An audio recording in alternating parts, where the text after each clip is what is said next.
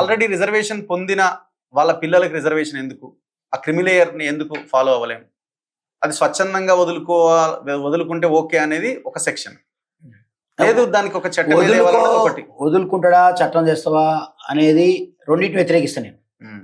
వదులుకోవడాన్ని వ్యతిరేకిస్తా, okay చట్టం తేవడాన్ని. ఇప్పుడు నేను ఒరిజినల్గా వదులుకున్నా. ఇప్పుడు మా పిల్లలకు లేదు. మీరు వదులుకున్నారా? తీసేసుకున్నా. ఇప్పుడు వాళ్ళ స్కూల్లో జాయిన్ చేసిన రోజే తీసేసిన. మీ పిల్లలు కూడా తీసేసి ఓకే వదులుకున్నాం. వాళ్ళు ఓసీలోనేనా ఇప్పుడు? OC open competition. Okay OC అంటే ఫార్వర్డ్ కాస్ట్ కాదు, మళ్ళీ ఓపెన్ కాంపిటీషన్ అంతే. చాలా దాన్ని ఏంటంటే రెడ్డి అంటారు అట్లా, అందుకని అట్లా కాదు, ఓపెన్ కాంపిటీషన్. అయితే నేనేమంటున్నా అంటే దాన్ని తప్పుపడుతున్నా. ఎందుకు తప్పుపడుతున్నా అంటే 20 ఎకరాలు ఉన్న ఆసామి చనిపోగానే కొడుకు 20 ఎకరాలు వస్తుంది.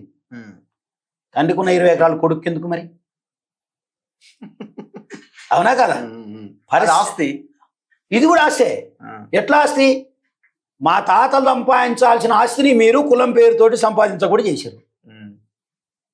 ఓకే, మా తాతలు సంపాదించిన సంపదను, మా ఇళ్లలో ఉండాల్సిన సంపదను కొల్లగొట్టుకొచ్చి మీ ఘర్షణలో పోసుకున్నాం. అసలు సంపద నాది. అన్యాయంగా దురాక్రమణ చేసి, దోపిడీ చేసి, కుట్రలు చేసి, కుతంత్రాలు చేసి నా సంపదను, నా ధనాన్ని, నా డబ్బును నువ్వు ఆక్పై చేసినావు. ఓకే, కాబట్టి నీ సంపద ఎట్లయితుంది? ఇప్పుడు సంపాదన అనేది ఎట్లా వస్తుంది? నీకు రాదు. నువ్వు కష్టం చేసినోడివి కాదు, రాళ్ళు మోసినోని కాదు, పరిశ్రమలో పనిచేసినోని కాదు, అసలు నీకు కష్టం అంటేనే తెలియదు. నీకు ఎట్లొచ్చింది? ఎట్లొచ్చిందంటే నన్ను మోసం చేయడం ద్వారా వచ్చింది. ఎట్లొచ్చిందంటే నన్ను దోసుకోవడం ద్వారా వచ్చింది. ఎట్లొచ్చిందంటే నా తాతలు సంపాదించిన ఆస్తిని సంపాదించకూడదు చేసినావు. ఓకే, శూద్రం సర్వస్తు పాపకై.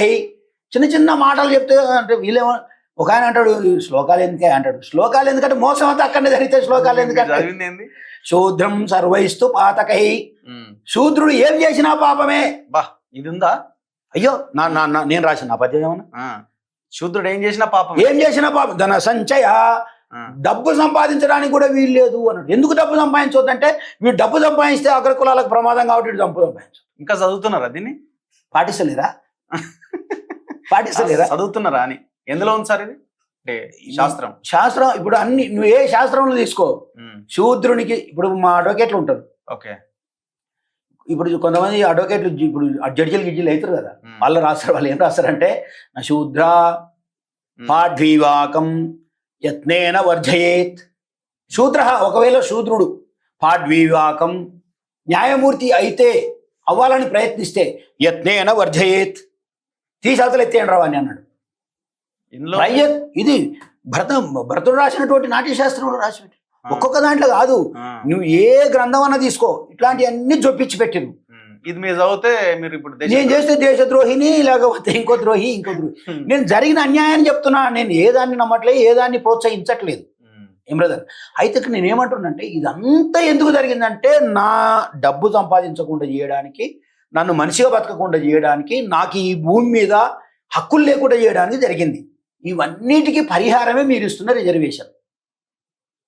నేనేమంటున్నా కంపెన్సేషన్ అంటున్నా దీన్ని. కంపెన్సేషన్కు మళ్ళీ తాత కొడుకు ఎందుకేంది? కాంపెన్సేషన్ ఇస్తున్నావు నువ్వు.